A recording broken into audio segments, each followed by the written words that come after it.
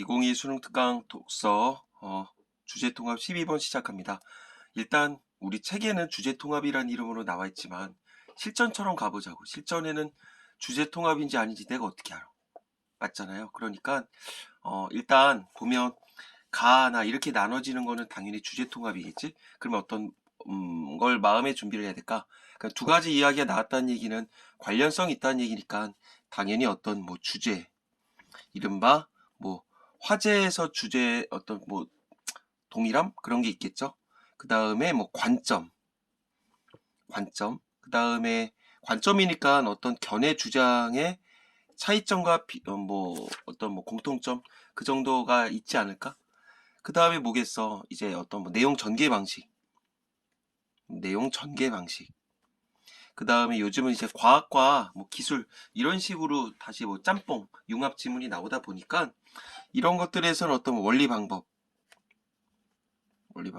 큰 거에서 작은 거, 뭐 이제 작은 거에서 큰 거, 뭐 안에서 바깥으로, 바깥에서 안으로, 뭐 이제 그런 식으로 비교 분석을 하겠죠. 그러니까 이런 걸 생각해 보면서 읽어야 되지 않을까 싶어. 다시 한번 뭐 주제, 이른바 뭐 화제, 그 다음에 어떤 뭐 관점, 그 다음에 뭐 견해 주장, 그 다음에 어떤 내용 전개 방식, 그 다음에 원리 방법, 이런 면에서 어떤 뭐 공통점과 차이점을 비교를 하면서 얘기를 해봐야 되지 않을까 싶어요. 자, 그러면 이제 1번 문제 가와 나에 대한 아래쪽이네. 가와 나에 대한 설명을 가장 적절한 거. 가는 나와 달리, 가는 나와 달리, 나는 가와 달리, 나는 가와 달리, 가와 나는 모두. 오케이. 자, 그러면 쑥 보자. 인간과 우주의 관계를 규명하기 위한 여러 조건들이 인간의 생존에 미치는 영향. 뭐 인간 생존, 뭐 우주, 뭐 인간 존재 의미, 막 이제 그런 것들이 나오나 봐. 그 다음에 자 2번 가를 읽고 보인 반응으로 적절하지 않은 것은 싹 봤더니 만약 광속이 작다면 중력 상수가 크다면 광속이 크다면 우주 상수가 뭐 0보다 작은 음수라면 잘못 고른 것 같은데 싫어하는 과학 지문이네. 자 일단 이런 식으로 하면 이제 먼저 가 이야기를 보고 나서 2번 문제를 풀면 되겠고요. 그 다음에 3번 다음은 가와 나를 읽으며 학생이 정리한 내용인데 정리 내용 중 적절하지 않은 것은 그러면 여기에 지금 뭐 보편상수 뭐냐 이게 이런 용어들을 머릿속에 싹 집어넣어 놓고선 가자. 읽다가 분명히 나올 거야. 야, 여기 보인다. 야 왼쪽 페이지에 보면 다중우주론 이런 것들은 여기 보이네. 자, 그 다음에 4번 기억과 니은에 대한 설명으로 가장 적절한 것은 자, 기억은 뭐냐면요. 나달라게 있는데요. 자, 지적 설계론이라고 해야 돼? 뭐 지적 설계론이라 그래 돼? 이따 가볼게. 그 다음에 나는 다중우주론 이런 식으로 나와 있어요. 자, 그러면 한번 2번 문제를 풀고 그 다음에 3번에서 일부를 풀 수 있을 것 같고 그 다음에 1번에서 얼추 몇 가지를 풀고 그 다음에 4번을 풀면 되지 않을까 싶어요. 자, 그런 식으로 한번 우리 같이 가보면 어떨까 해. 자, 출발합니다. 인간이 생존하기 위한 일단 단락을 나눠볼까? 그리고 2번 이야기도 단락.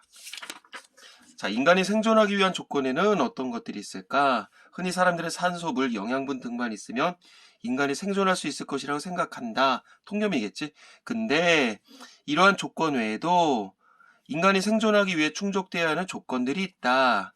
그냥 뭐 내용 뒤에 뻔하네. 이렇게 문제 제기해줬어. 그러면 보편상수는 자 보편상수라는 게 뭔지는 모르겠지만 그러면 인간이 생존하기 위한 기본적인 조건 인간이 생존하기 위해서 충족되어야 되는 조건의 대표적인 게 보편상수란 얘기지. 이것만 있겠냐? 분명히 조건들이 있으니까 여기서 보편상수 얘기를 할 거야.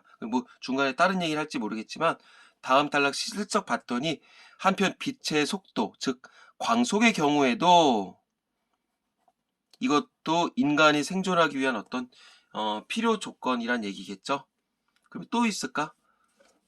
우주상수는 몰라 뭔지. 근데 단락을 나눠서 시작점 자체가 우주상수는 이렇게 던지고 있으니까 우주상수도 보편상수나 빛의 속도처럼 어떤 인간이 생존하기 위해서 꼭 충족돼야 되는 요소. 그렇게 벌써 마음의 준비를 할 수가 있겠지. 자, 갈게요. 보편상수는 우주 어디에서나 항상 일정한 값을 갖는 상수를 의미하는데, 상수가 뭐예요? 별표 있으니까 볼까? 물질의 물리적, 화학적 성질을 표시하는 수치래. 일정한 상태는 물질의 성질에 관해 일정량을 보이는 수를 이룬대. 그렇대. 자, 대표적인 보편상수로 중력상수가 있고요. 어이구, 또 나눠지는 거야? 광속이 있대. 아, 보편상수에는 중력상수가 있고 광속 여기 있었네.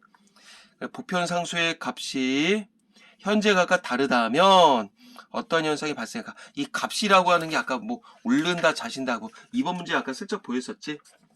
자, 그러면 이게 현재값과 다르면 안 되나 봐. 중력상수는 두 물체가 서로 당기는 힘의 값을 나타내는 상수래. 오케이. 지금 아까 전에 우주에서나 있는데 그 중에 하나가 중력상수라며. 자, 중력상수는 두 물체가 서로 당기는 거래. 그래서 별의 생성과 밀접한 관련을 갖고 있대. 서로 당기는 거 인력이겠지. 인력. 그리고 별의 생성과 밀접한 관련을 갖고 있다. 뭐가? 보편상수 중에서 중력상수가. 자, 그럼 별은 우주에 떠돌아다니는 자, 가스나 중력에 의해 서로를 끌어당겨 수축하면서 생겨난다고? 아, 떠돌아다니는 걸 끌어당겨서 수축을 하면서 만들어진다. 오케이. 근데 가스들이 별의 중앙으로 수축하려는 힘과 밖으로 밀어내며 수축을 막는 가스의 압력에 그치? 가스들이 별의 중앙으로 수축하려는 힘, 이게 인력이겠지? 그리고 바깥으로 밀어내면서 수축을 막는 가스의 압력에 해당하는 힘이 균형을 이루어 별의 크기가 일정하게 유지된다고? 아, 그래? 그렇대. 자, 끌어들이는 힘이 있는데 또 그것만 있는 게 아니라 바깥으로 어떤 가스의 압력이 있나 봐. 그게 균형을 이뤄야만 별의 크기가 일정하게 유지가 되나 봐. 만약 중력상수가 현재 값보다 크다 하면 자, 조건이네. 그러면 중력상수가 크다는 얘기는 끌어당기는 걸 거 아니야, 여기서. 그러면 가스의 수축이 계속되어 별은 짧은 시간에 연소되고 말 것이다. 쭉쭉쭉쭉쭉 해서 뻥 없어지나 보지? 그치? 그러면 결국 값이 크다 하면 별은 짧은 시간에 연소된대. 반대로 중력상수가 현재 값보다 작다면 일정하게 유지돼야 되는데 작다면 그래 바깥으로 막 퍼져나가는 거 아니야? 그러면 가스의 수축이 일어나지 않아 별이 생성될 수 없을 것이다. 왜? 가스의 압력에 해당하는 힘이 바깥으로 막 밀어낸다며. 그러니까 이게 두 가지가 일정하게 유지가 돼야 되는데 중력상수가 작다 보면 안으로 수축이 안 되겠지? 그러니까 바깥으로 뻥 나가려고 하겠지? 그래 별이 생성되지 않겠지. 왜? 별은 어떻게 생성된다 그랬어? 떠돌아다니는 가스가 중력에 의해 끌어당겨서 수축하면서 만들어진댔지? 그러니까 어쨌든 작아지거나 커지거나 결론은 별은 만들어지지 않는다. 중요한 건 여긴 연소되고 커지면 뭐 이렇게 작아지면 뭐 별은 만들어지지 않는다. 어렵지 않네. 중력상수가 현재 값보다 크든 작든 인간과 같은 생명체가 탄생할 수 없게 되는 것이다. 그치? 그 별들 중에 하나가 뭐 지구 아니겠어? 여기서 한번 볼 수 있는 문제가 있지 않을까? 여기 있네. 2번 문제. 이번에 2번. 중력상수가 현재 값보다 크다 하면 별이 지금보다 더 빨리 연소되겠다. 중력상수가 더 크다. 그러면 더 끌어당긴다는 얘기지? 그럼 더 빨리 연소되겠다. 맞네. 그 다음에 중력상수가 현재 값보다 작다면 우주에 있는 가스가 서로를 끌어당기는 힘이 지금보다 약하겠지. 그치? 무슨 뭐 압력, 바깥으로 뭐 수축을 막는 가스의 압력이 더 커지는 거 아니야? 그러니까 더 바깥으로 나가서 별이 만들어지지 않는다. 3번도 맞겠고. 그 다음에 나머지는 모르겠어. 그 다음에 3번에 1번도 볼 수 있지 않을까? 보편상수? 보편상수는 우리가 사는 우주 어디에 어느 곳에서든 동일한 값을 가질 것이다. 맞죠? 요거는 어디에서나 일정한 값을 갖는다 그랬었지? 이 문단에 나왔네. 맞았고 요것도 맞았고 요것도 맞았고 또 헷갈릴 수 있으니까. 자, 그러면 다음에 가볼까? 빛의 속도, 즉 광속의 경우에도 현재값과 조금만 달라지면 인간이 생존하기 힘들대. 자, 초기 우주에서는 물질의 생성 소멸이 반복됐을 것으로 추측이 되는데 물질의 생성은 에너지가 질량으로 변환되며 이루어진다고 알려져 있대. 그렇대. 자, 에너지가 질량으로 변환되면서 에너지가 질량으로 변환이 되면서 물질이 만들어진다. 오케이. 그러면 질량으로 변화되지 않으면 물질이 없는 거야? 그렇게도 볼 수 있지 않을까? 뭐 과학에 대해서 문외한이니까 일단 그렇게 가보자고. 자, 아인슈타인의 상대성 이론에 의하면 불편하다. E는 mc 제곱, 즉 에너지는 질량 곱하기 광속 제곱이므로, 자, E는 mc 제곱 정도는 알고 있죠. 자, 광속에 따라 에너지와 물질의 변환이 달라진다. 자, 광속이 커지면 에너지가 같다는 전제하에 광속이 커지게 되면 당연히 질량은 작아지는 거겠고, 그 다음에 뭐 이런 상관관계 알잖아. 그래서 가령 뭐 질량이 동일하다, 질량이 움직이지 않고 픽스가 되어 있으면 광속이 커지게 되면, 다시 잠깐만, 이 상태에서 에너지가 픽스되어 있다고 치자. 그러면 광속이 작아지면 당연히 질량은 커지게 되겠지. 그리고 광속이 커지게 되면 당연히 질량은 작아지겠고. 자, 근데 거꾸로 생각해서 만약에 질량이 픽스되어 있다 치자고. 그러면 광속이 커지게 되면 에너지도 커지게 되고, 그 다음에 광속이 작아지면 당연히 에너지도 작아지게 되고, 그러겠죠? 자, 그래 결국 이거는 어떤 상관관계로 분명히 문제를 낼 거야. 이 정도는 알고 있잖아. 질량은 그럼 뭐 어떻게 계산하면 돼? 뭐 에너지를 광속의 제곱으로 나누면 요 계산이 나오는 거 아니야? 자, 물질의 변화이 달라진다. 이제 그걸 이렇게 간단하게 얘기를 한 것 같아.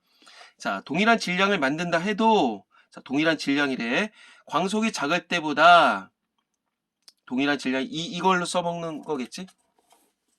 자, 광속이 작을 때보다, 그 다음에 광속이 클 때 더 큰 에너지가 필요한 것이다. 그 이 얘기죠.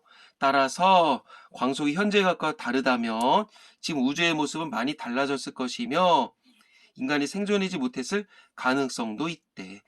그래 광속이 꼭 필요한 요소겠구나. 자, 그래서 다음에 다른 예로 원자를 생각을 해보자고. 광속이 현재의 값보다 크다 하면 양성자와 중성자의 결합이 불안정해져서, 왜? 전 원자핵이 안정적으로 존재할 수 없고, 크다 하면, 그 다음에 광속이 현재 값보다 작다 하면 이로 인해 원자의 구조나 반응에 큰 변화가 일어날 것이다. 이걸 왜 일단 과학 지문 나오면 그냥 그렇대 그냥 받아들이자고 했었는데, 한번 생각을 해볼까? 광속이 현재 값보다 크대. 광속이 현재 값보다 크다 하면 광속이 크다는 얘기는 결국 어떤 질량이나 에너지에 영향을 미친다는 얘기겠지. 분명히 아까 위에서 얘기한 것처럼. 그러면 양성자와 중성자의 결합이 불안정해진대. 왜 그럴까? 광속이 현재의 값보다 크다? 그러면 더 많은 에너지가 필요로 한다?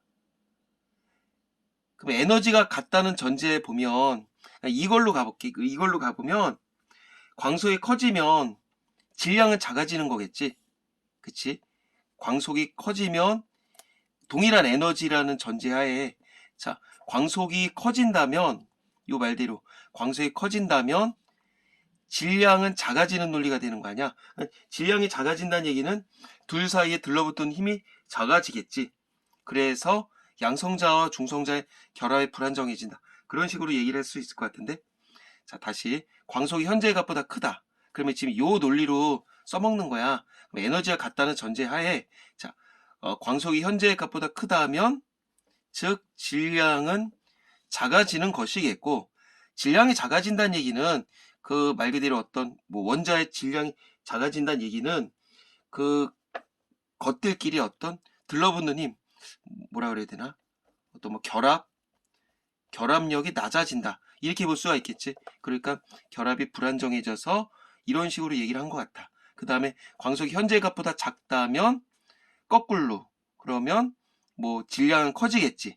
질량이 너무 커져서 원자의 구조나 반응에 큰 변화가 일어날 것이다. 이렇게 더 들러붙어서 모양이 바뀌어지고 이제 그렇게 되나 봐. 그런 얘기인 것 같아. 자, 그럼 광속에 대해서 한번 2번 문제 있었죠. 광속이 현재 값보다 작다면 원자의 구조에 변화가 일어나겠군. 맞죠? 있는 그대로 나왔네. 이것도 맞고, 광속이 현재 값보다 작다면, 자, 그 다음에 광속 가지고, 4번. 광속이 크다면 에너지가 물질로 변화될 때 동일한 에너지로 만든 물질의 질량이 작아지겠다. 이거잖아. 이는 mc제곱으로 고스란히 얘기를 한 거네. 광속이 커지면 그 다음에 질량은 작아진다. 상관관계 분명히 출제 요소로 낼 거라 그랬어. 그럼 일단은 맞고요. 일단 5번은 모르겠지만, 자, 우주상수는 아인슈타인이 도입한 것으로, 아까도 이 양반 나오지 않았나? 자, 우주 내 물체들이 서로 밀치는 힘의 크기, 즉 서로 잡아당기는 힘을 상쇄하는 힘의 크기를 의미한다고? 자, 아까 전에 밀치는 우주 물체들이 서로 밀치는 힘의 크기를 나타낸데, 거꾸로 얘기를 하면 서로 잡아당기는 힘을 상쇄하는 힘의 크기래. 아까 전에 여기서 보편상수 중에서 중력상수라고 하는 건 끌어당기는 힘이었잖아. 근데 이거는 그게 아니라 서로 밀치는 힘의 크기를 나타낸대. 왜냐하면 그 뭐냐면 서로 다 끌어당기는 힘을 상쇄한대. 상쇄는 서로 이렇게 없애버리는 거 아니야? 선생님 무슨 말인지 모르겠는데요. 5번 문제 봤더니 여기 뒤에 용어 해설 문제가 있었어. 상반되는 것에 서로 영향을 줘 효과가 없어지게 만든, 이런 게 맞겠죠? 그 다음에 A를 먼저 한번 가볼까? A가 뭐였었냐면 아이고, 야, 이렇게 시간 버리면 안 되네. 변환된다. 3분 단에 변환된다. 변화에 바뀌게 된다. 맞겠죠? 자, 여기 6번까지 있었구나. 자, 다음에 가볼게. 자, 우주상수는 우주 진공의 에너지 밀도에 관련된 값이래. 우주 진공의 에너지 밀도에 관련이 되어 있대. 그 다음에 공간 그 자체의 에너지를 대변하는 값이라고 할 수 있대. 그래서 0에 가까운 매우 작은 값이래. 그냥 그렇게 받아들이자고. 자, 끌어당기는 힘, 아니 서로 밀치는 힘이고 서로 끌어당기는 힘을 상쇄하는 힘이래. 그리고 우주 진공의 에너지 밀도에 관련됐대. 결국 이렇게 막 퍼져 나가는 거니까.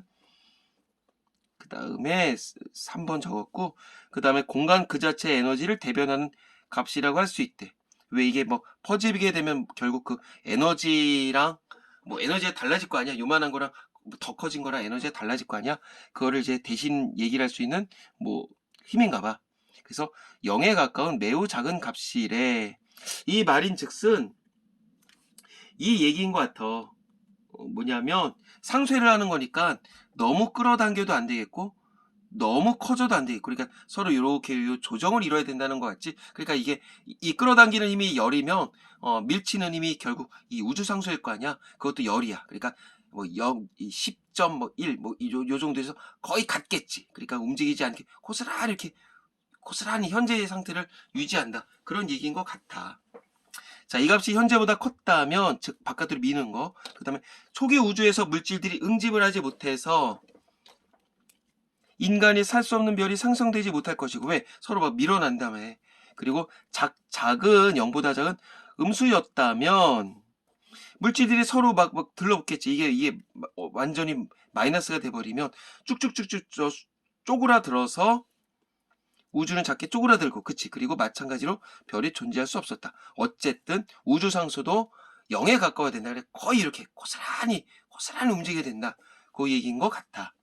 즉 여러 보편상수와 이 문단에서 봤던 보편상수와 우주상수의 값이 불가사의한 만큼 매우 좁은 범위 안에 모두 있는 상태이므로 인간이 생존할 수 있다. 그 차이가 0에 가깝게 돼야만 우리가 이루어질 수 있다는 얘기겠지.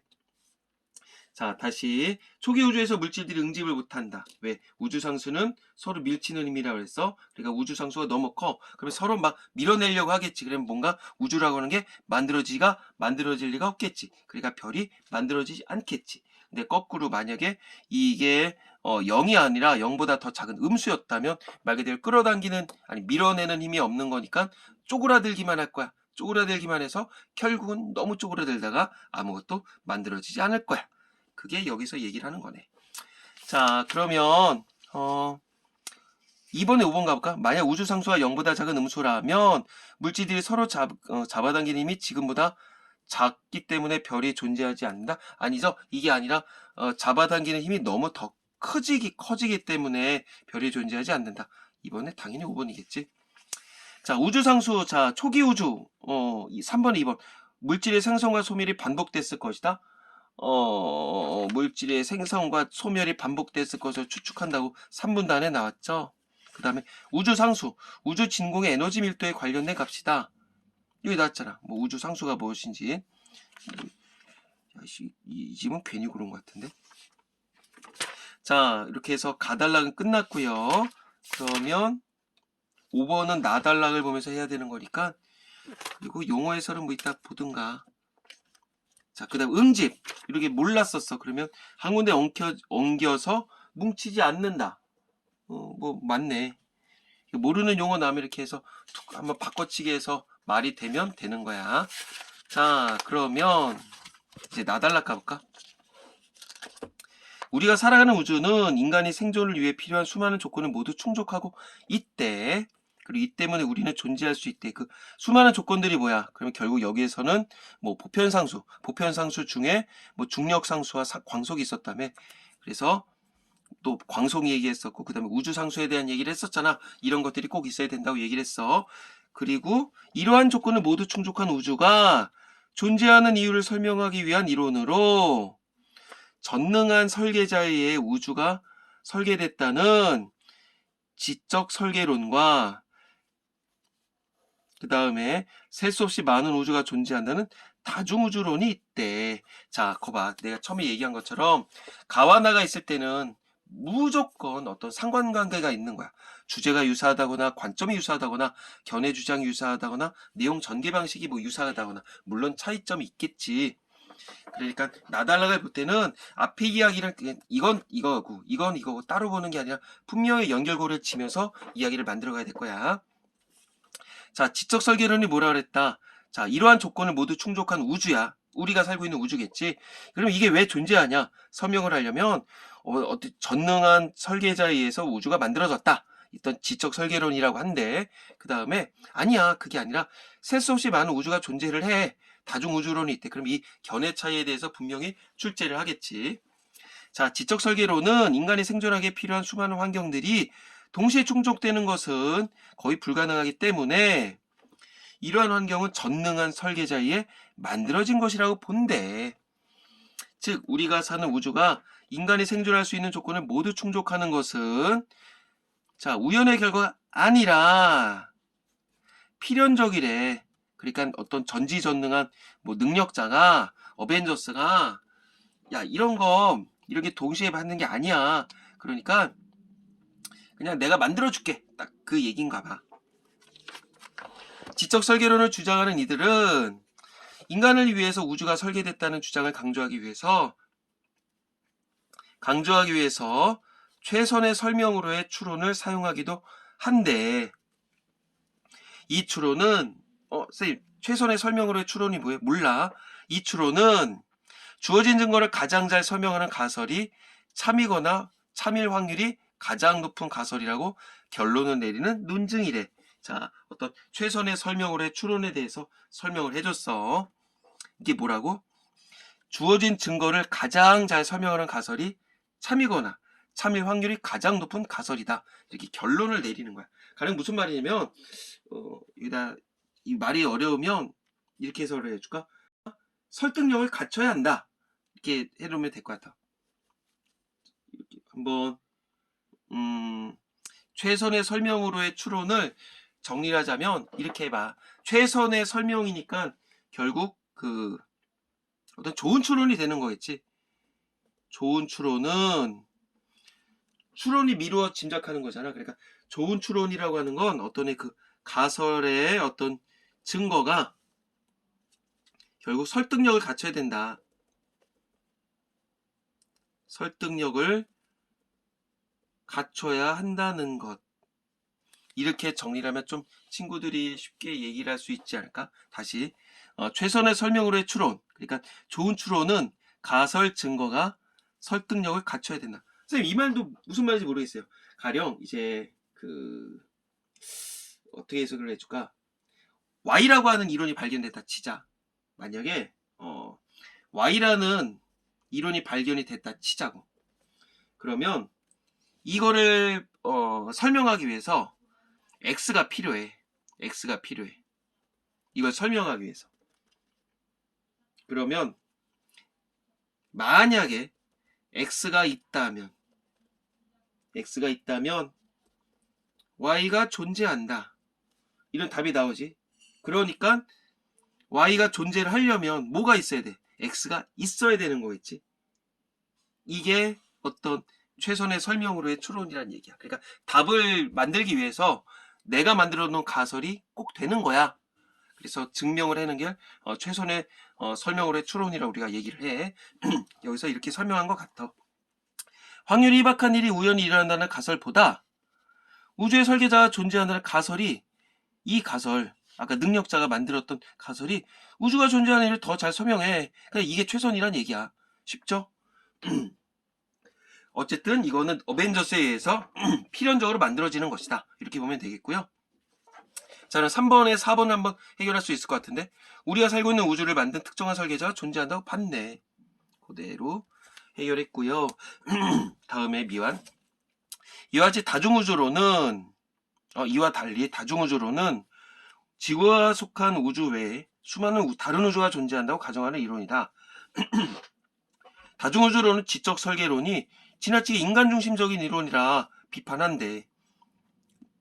아까 전에 인간을 위해 우주가 설계됐다고 했었잖아. 그래서 얘네 입장에선 얘네를 까는 거지. 인간이 필연적으로 만들어진 유일한 생명체가 아니거든? 근데 아까 전에 이거 지적 설계론에서 필연적이라고 했잖아. 인간과 유사한 생명체가 살고 있거든? 또 다른 우주가 존재할 수 있거든? 누구 입장에서? 얘네 입장에서. 그래서 하나의 우주 안에서 인간 같은 생명체가 생존하기 위해서 필요한 조건이 모두 충족될 확률은 매우 희박하거든? 그래서 이를 우연으로 보기는 힘들대. 이거 인정을 했어. 근데 각기 다른 환경을 가진 수없이 많은 우주를 즉 가정을 해서 올려보면 수많은 우주 중에서 이러한 조건을 모두 충족한 환경의 우주가 충분히 여럿이 있을 수 있어. 그래서 야, 너네 지적 설계론에서는 누가 만들었다며? 아니잖아. 그거 너무 인간 중심적인 거 아니야? 그렇게 필연적일 수가 없어. 좋아. 야, 우리 우주에는 인간 같은 유사한 생명체가 살고 있는 게 존재할 수 있거든? 근데 이렇게 인간 같은 생명체가 생존하려면 어떤 필요한 조건이 모두 충족될 확률? 그래, 거의 없어. 그래서 우연으로 보는 거, 그래, 나도 인정해. 하지만 많은 우리 같은 어떤 지구 같은 별이 수없이 많다고 가정을 해봤으면 이러한 조건, 아까 봤던 이런 거, 보편상수 이런 것들은 모두 충족한 환경의 우주는 충분히 여럿이 있을 수 있어. 이게 다중우주론의 입장이겠지. 다중우주론을 주장하는 이들은 우리가 살고 있는 우주는 인간이 생존할 수 있도록 필연적으로 만들어지는 것이 아니라 수많은 우주 중 그 조건은 우연히 충족한 것이라고 본대. 뭐 이거 답은 비교하기 쉽겠네. 지적 설계론 필연, 이거는 뭐 우연. 자, 그럼 다음에 뭐가 나올까? 어떤 뭐 한계점이라든가 공통점, 그 다음에 뭐 차이점, 그 정도 뭐 기껏 여기까지 이제 뭐 차이점을 얘기를 했었으니까 마무리 어떻게 하나 갈까? 두 이론 모두 과학적으로 증명하기 힘들지 않은 점에서 비판을 받기도 한다. 그러면 어떤 두 이론의 모두 어떤 뭐 한계점이겠지. 하지만 인간이 매우 낮은 확률의 조건을 충족한 우주에서 살아갈 수 있는 이유에 대해 탐색하는 것은 생명의 기원과 우주의 탄생에 대해서 연구를 하면서 이게 여기까지도 오는 거야. 인간의 존재 의미와 가치에 대해 진지하게 성찰하게 한다는 점에서 의의가 있다. 모두 증명하기 힘들다는 한계점은 있지만 이거나 이런 거에 대해서 연구를 하면서 인간의 존재의 가치에 대해서 생각해 볼 수 있는 어떤 여지를 주는구나. 그치? 어떤 철학에도 도움을 주나 봐. 그러니까 어떤 의의가 있대. 자, 그럼 일단 마무리를 해보고선, 그리고선 이제 뭐 3번, 4번, 그 다음에 뭐 5, 6번 가볼까? 다중우주론, 세상에 존재하는 모든 우주의 환경은 동일하다. 뭔 소리야? 틀렸죠? 이거 뭐 설명할 가치도 없고요. 그래서 3번 맞았고요. 4번 가볼까? 자, 기억이 뭐였었어? 아까 전에 지적 설계론이었죠? 그 다음에 니은은 다중우주론이었잖아. 그러면 1번, 기억은 니은과 달리 보편상수들의 범위가 현재와 다른 환경에서도 인간이 생존할 수 있다고 생각한다. 자, 현재 범위와 다른 환경에서도 살 수 있다. 이런 얘기라 이게 결국 어떤 지적 설계로 이거는 어떤 뭐 누구 어벤져스가 만들었다며. 그러니까는 이렇게 말이 안 되지. 결국 그건 뭐 니은의 입장도 아니야. 왜냐하면 인간을 생존을 위해서 필요로 한다. 이게 결국 어떤 지적 설계론의 기본적인 바탕이었거든. 그러니까 현재 우리가 살고 있는 우주 그리고 환경이 많이 다른 곳에서는 인간은 생존하기 힘들다. 이거는 기억도 안 되고 니은도 안 돼. 그렇게 봐야 되겠지. 둘 다 틀렸어. 그러니까 기억도 안 되고 니은도 안 돼. 그 다음에 2번 기억은 니은과 달리 우리가 사는 우주가 인간이 생존할 수 있는 조건을 모두 충족하는 건 우연의 결과 아니죠. 이거는 뭐 다중우주론이라며 안 봐도 되고. 그 다음에 3번 니은은 기억과 달리 인간의 존재를 위해 우주가 만들어졌다고 생각한다. 너무 인간 중심적이라고 꽉잖아. 그거 뭐 기억이. 그러니까 기억이 니은과 달리라고 하면 맞겠다. 그 다음에 니은의 기억과 달리 생명체는 우리가 사는 지구의 어떠한 곳에도 존재하지 않는다. 그래서 수많은 별들이 있을 수 있댔잖아. 그러니까 이거는 기억은 니은과 달리라고 하면 맞겠지.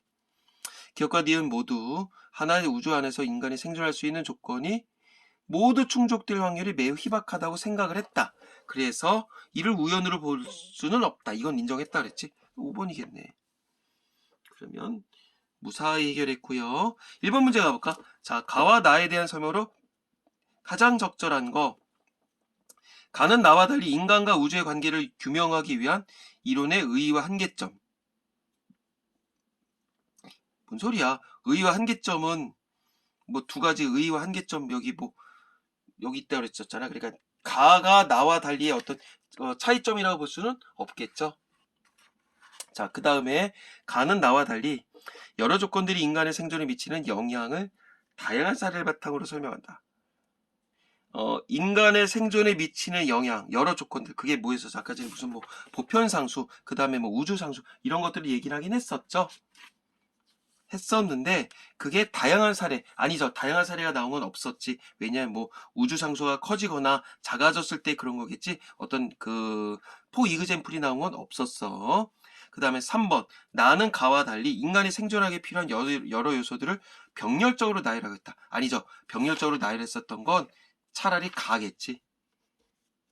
가는 나와 달리라고 해야만 이게 맞을 것 같아. 그 다음에 4번 나는 가와 달리 인간의 생존이 가능한 우주가 존재하는 이유를 설명하기 위한 이론들을 비교하고 있다. 맞네. 빼박이네. 여기 아예 나와달라 해서 시작할 때 그렇게 얘기를 했잖아. 그럼 왜 존재를 하냐? 어떻게 존재를 하냐? 4번이겠네. 그 다음에 인간의 존재 의미에 대한 사람들의 생각의 변화의 과정, 통시적 관점 있다는 건 없었죠. 물론 초기 우주는 어땠었다. 이런 얘기만 나왔었지. 통시적 관점이다. 이런 얘기는 전혀 없었어. 자, 그럼 5번 문제 가볼까? 나와 보기를 관련진데. 그러면 벌써 봐봐. 나에서는 두 가지 이론이 나왔단 말이야. 그리고 여기서도 철학자 A와 B가 나. 그러면 빼박이야. 빼박. 이거 한 양반은 이거 지적 우주론일 거고 한 양반은 다중 우주론일 거야. 지적 설계인가 그거. A 가볼까? 나는 인간 존재의 필연성과 관련한 논쟁에 대해 이런 예를 들고 싶다. 사격선수 10명이 바로 앞에 있는 거대한 관역에 총알을 10발씩 쐈는데 어찌된 일인지 총알이 모두 빗나갔다. 이를도 이례적으로 우연한 발생이라고 설명할 수도 있고 누군가가 총에 어떠한 조치를 미리 해두어 발생 필연적인 사건이라 설명할 수도 있대. 나는 최선의 설명으로서의 추론을 사용할 때 최선의 설명으로서의 추론 이거 뭐였어? 이 양반 거네. 그거 지적 설계론인가? 그래서 후자가 가장 참일 확률이 높은 가설을 생각한다. 그럼 이거 빼박 이건 지적 설계론이네. 지적 설계론. 자, 나아가 볼까? 웅덩이 물은 생각을 했대. 뭔 소리야? 의인법이야? 참 내게 맞는 세상, 내게 맞는 구멍이야. 아주 편안하게 내게 딱 맞지 않아? 내게 딱 들어맞게 존재하는 바닥의 이 구멍은 내가 여기 있도록 만들어져 있는 게 틀림없어. 이거 태양이 떠올라서 공기가 데워지면서 웅덩이 물이 점점 줄어들긴 하지만 웅덩이 물은 아직도 이 세상은 자신이 그 구멍에 고여 있도록 만들어졌기 때문에 모든 것이 잘 될 것이라고 생각을 해. 인간을 위해 누군가가 우주를 설계했다는 생각은 이러한 웅덩이의 물이 하는 생각처럼 어리석은 것이야. 아, 그럼 이거 그거네. 그러면 지적 설계론을 까는 거네. 지적 설계론을 깐다고 하면 또 안 되겠지. 비판한다. 그러면 입장으로 보면 이거는 뭐 다중우주론 이런 입장이라고 봐야 되겠네. 그럼 이건 그거네. 웅덩이에 물은 사람. 그 다음에 뭐 이 웅덩이는 뭐 우주 이런 식으로 가면 되니까 뭐 유추도 있는 거야. 1번 철학자 A가 말한 필연적인 사건은 전능한 설계자에 의해 인간이 생존할 수 있는 환경이 만들어진 것에 해당한다고 볼 수가 있겠다. 맞죠? 그 다음에 다중우주론자, 그러니까 나 입장이겠지. 철학자 A에게 수많은 우주가 존재한다면 특별한 조작이 없더라도 우연히 모든 총알이 빛나는 우주가 존재할 수도 있어. 충분히 이렇게 얘기를 할 수가 있겠지. 그 다음에 철학자 A, 지적 설계론. 모든 총알이 우연히 빛나갔다고 설명하는 것보다 사전에 누군가 빛나도록 계획했다. 이게 전능한 그 양반 어벤져스겠지. 설명하는 게 주어진 증거를 가장 잘 설명하는 가설, 이른바 뭐 최선의 설명으로서의 추론. 맞겠죠? 그 다음에 철학자 B, 얘는 지적 설계론자들이 인간을 위해 만들어졌다고 여기는 환경과 웅덩이의 물에게 적합한 세상을 대행시키다. 환경이랑 이 물, 그치, 이게 우주겠지. 우주. 그러니까 이것도 맞고. 그 다음에 철학자 B, 우리가 사는 우주가 인간이 생존할 수 있는 조건을 모두 충족하게 된 건 우연이 아니라, 에이, 뭔 소리야. 이거는 가쪽이었지. 5번이겠죠. 자, 맨 마지막. 자, 어떤 일이 이루어질 것일 가능성이 작다. 거봐. 이게 나 같은 경우는 이걸 바로바로 해야 돼. 왜냐면 이게 쓰다가 보니까 놓칠 수가 있거든. D가 뭐였었냐? 아유, 뭐 시간 아깝다. A, B, C, D, E. C는 여기까지 있고요. D가 안 보이네. 아유, 10초 아깝다. 쭈쭈쭈쭈쭈쭈쭈. 자, D, 희박하다. 어떤 일이 이루어질 가능성이 적다. 맞죠? 그 다음에 상정한다. 그치? 상정하면 딱 잘라서 판단하고 딱 잘라서 판단하고 결정하면 이건 단정이겠지.